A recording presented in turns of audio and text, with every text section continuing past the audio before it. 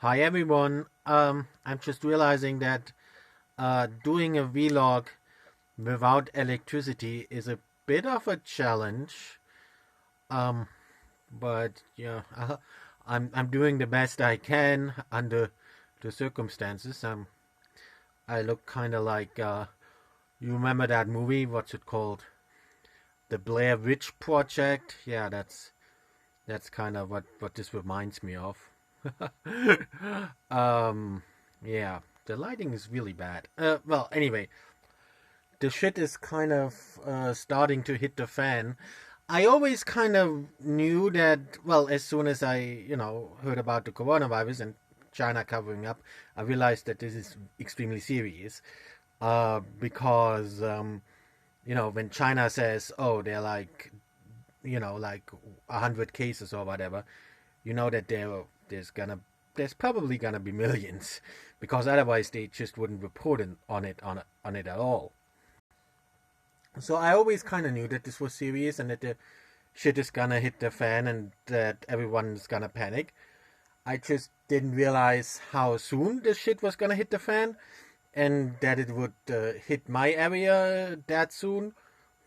So I'm in Germany, and I thought, hey, Germany, great.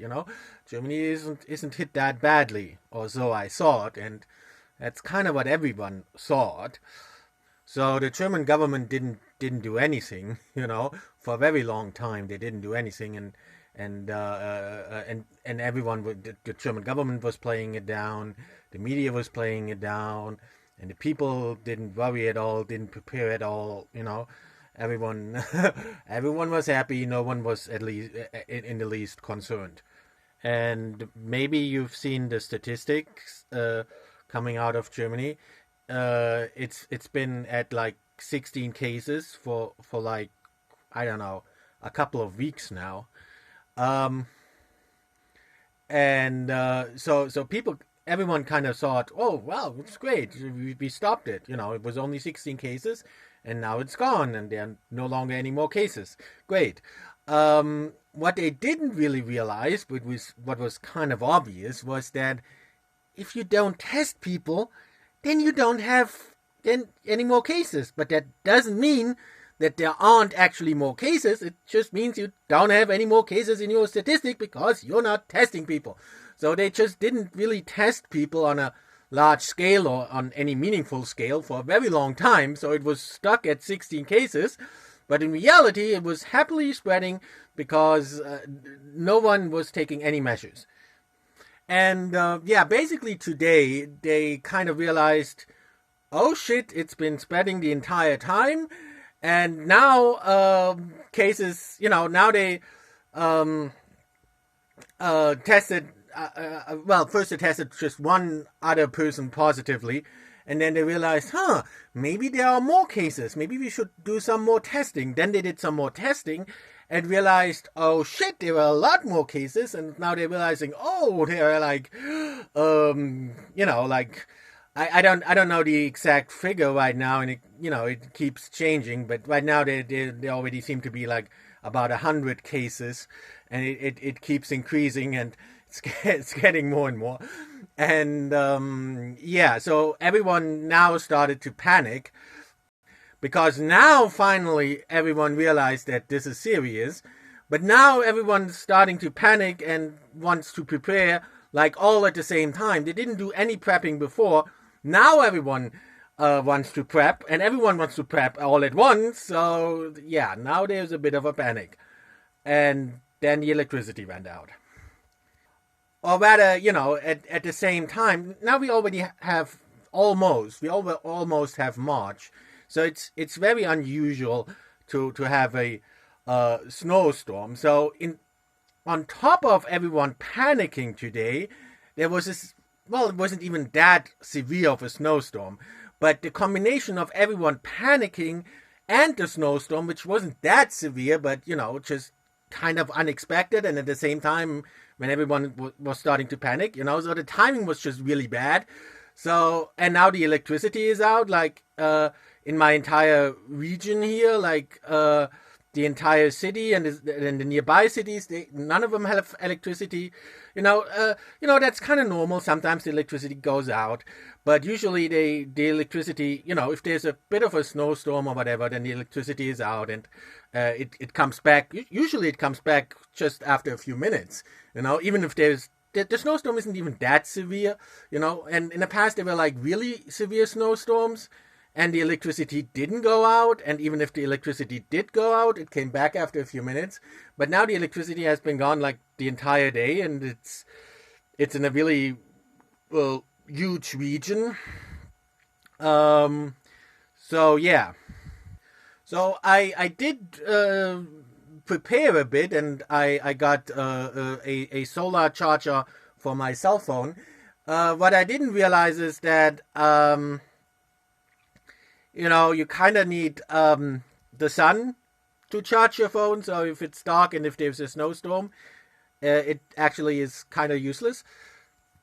But luckily, because I removed all the Google apps from my cell phone, since I did that, since I removed all the Google and all the big tech from my cell phone, the charge is holding up pretty well actually. So that definitely helped. And the solar charger actually, now that I think about it, the solar charger actually doesn't help at all, because even if I could use it, even if there wasn't a snowstorm and I could use it, then it still wouldn't do me any good, because turns out when there is a power outage, the cell phone towers, they don't have any power either. And so, yeah, so you still wouldn't be able to call anyone. And also because of that, I don't yet know how I'm gonna upload this. I have to figure out something. Of course, one way would be, to just connect to other cell phones in the area via Bluetooth or something. There were apps like that let you do that, and then ultimately let you connect to the internet that way. But it turns out that only works if you've already installed those apps. And since I don't have any internet right now, I can't install those apps. So yeah, but I'll eventually figure something out and upload this somehow. And of course, I hope the electricity comes back, but it doesn't look like it. Now, of course, the power outage isn't directly caused by the coronavirus, obviously. Um, but I do think that it's related to people panicking. So you should definitely do your best and try to prepare before everyone else is doing it, because if everyone tries to prepare at the same time, uh, yeah, that's not so good, and at that point it's kind of too late. And I don't know if the stores are empty or not, because I wasn't even able to get to the store because of the snowstorm. Um, yeah, so I tried to, but my car didn't make it through the snow. So because I already had summer tires on it, that wasn't a good idea. So I'm not even able to buy anything now, but it's not so bad, because because even without the electricity, I'm still able to cook, because luckily I live in a very old farmhouse that doesn't have any central heating or anything, or any kind of heating that relies on the power supply. All my heating is just in in stoves, burning firewood.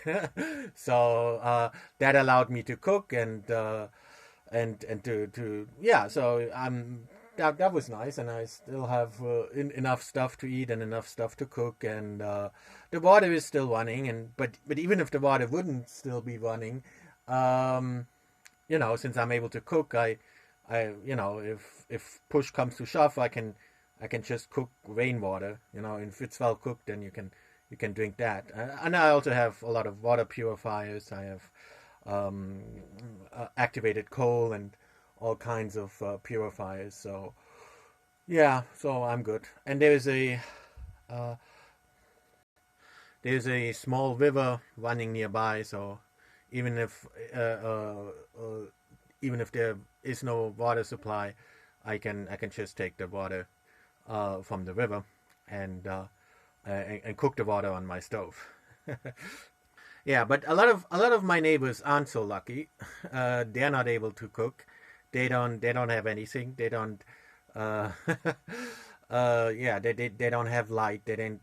And it's still, because of the snowstorm and stuff. It's of course relatively cold. So my stove also keeps me warm, of course. So I'm doing relatively good. My neighbors are not doing so good. So uh, yeah, if it doesn't get better by tomorrow, I'll check in with them, try to help them a bit.